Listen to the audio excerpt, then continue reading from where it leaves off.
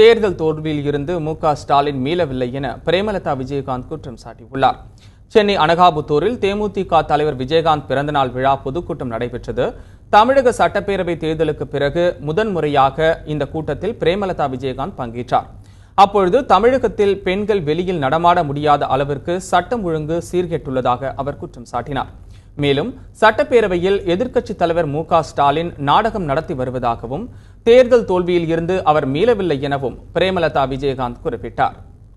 நமக்கு நாமே சொல்லி ஊரா போய் டீ கஸ் குடிச்சாரு, டீ படம் சாப்பிட்டாரு, ஏதேதோ நாடகம் நடத்தி பார்த்தாரு. ஒண்ணு நாடகம் இன்னைக்கு சட்டசபையிலையும் மீண்டும் நாடகங்களை அரங்கேற்றிட்டு இருக்கார். அது போத அந்த வெறுப்பு தான் இன்னைக்கு தேமுதிக யார் வருவான்னு பல வீசி ஸ்டாலின் அவர்கள் தேடிக்கிட்டு இருக்காங்க. அதுக்கு தான் நான் சொன்னேன், ஸ்டாலின் அவர்களே, இன்னும் தோல்வியினுடைய சோர்வுல இருந்து நீங்க மீளவே இல்லை என்பதுதான் உங்களுடைய செயல்பாடுகள் காட்டுகின்றதே ஒழிய என்றைக்கும் தேசிய முற்போக்கு திராவிட கழகத்தை யாராலையும் அழித்திட முடியாது.